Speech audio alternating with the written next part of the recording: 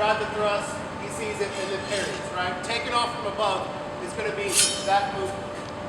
That series of movements. So that's next on the chain. So let's talk about that part. What conditions would make it to where I need to do that? Okay, so steep cuts. I Zornhau in. I see the line. There's a nice soft line. I felt that. I have presence of the line. Push through. We push through, right? Okay. This whole picture in your mind should be the trigger for taking off and coming to the other side. Why? You're stronger. His strongest than moving up. Because of this right here. Okay? Well, what he said. So he makes his cut. Zornhau, I'm like, yes, nice soft line. He sees that I'm about to thrust and he takes it up. This tip is up. That means from here, I can just disengage and come around and work the whole way through. And keep him on the move. So as long as the tip is up, you can work.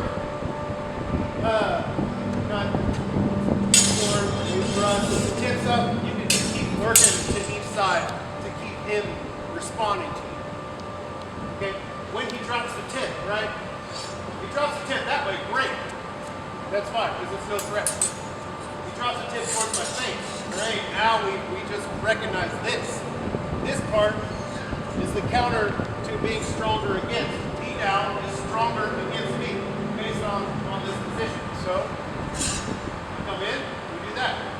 What's the condition? What's the trigger? What is the picture I'm trying to see to make me respond that way?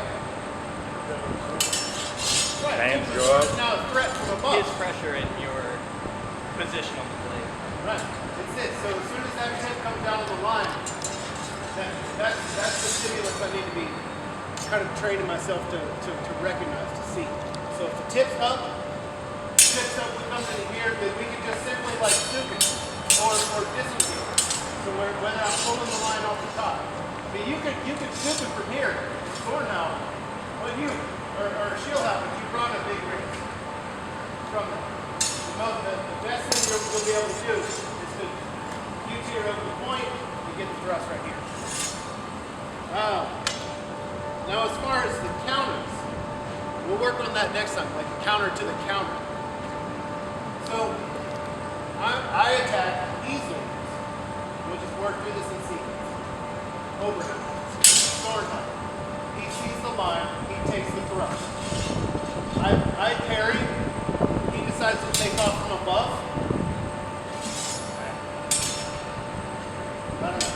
My point is up, so what do you do? Oh yeah. Right? Oh. As soon as the point comes up, so we're here on this side, and he wants to bring up to cut around to the other side. Alright?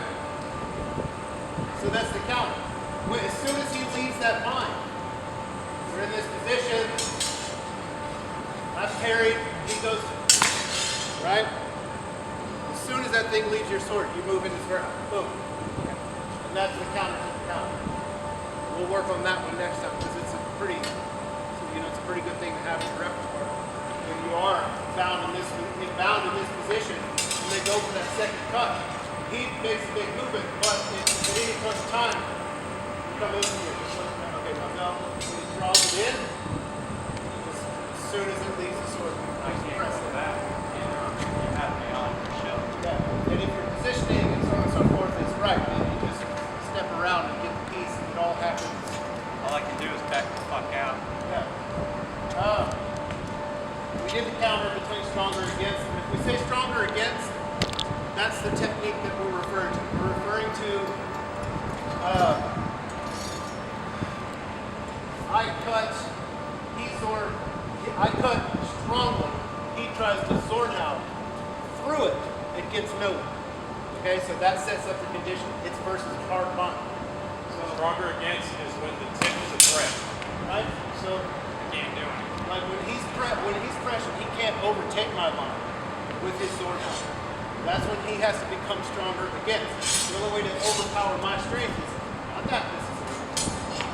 So you wind the tip towards my face and you raise your hands up.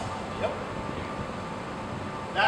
This is the movement. So whenever you feel the tension, if you feel that you push and get your line on the line, and you cannot, your immediate index response needs to be to wind the tip down, hands high, where you are in space. Don't back up. Don't back up. You wind the tip towards the body, raising the hands, and you take a stronger position. No matter how much strength I'm delivering into it, if you take this kind of a position, you're going to go through it. You're going to make me go, oh shit, and have to parry, do something different, or else I'm going to get pressed. So tip down, engage the bind, tip up, deep. Yep. And so, and that's it. So when you come up against somebody who is strong in the bind, you become stronger against them. The book is misleading because it'll kind of tell you to just be stronger against them. Like we're in, you know, I make a cut, he's cut. Overpowered. And we're both in here, it's like, oh, I'm fucking overpower you, you know what I mean? Which is a possibility. But we do it with grace, we do it with technique. When you do that, I just dump the cut, right? Yeah, it's good. There's counters moves to all this. For sure. But as far as like that goes, that would be one of them. If for example, you come into that, you raise a good point. Whenever I push to a point to where my tip is like not a threat to him, then you do exactly what Mike says. You dump it, you wrench it, and you get the cut where you are. If my threat went out the window and he was like, no, take that scrub. Well, I got hit with that enough that I recognize. Yeah, and that is a response to somebody being real strong in the bind.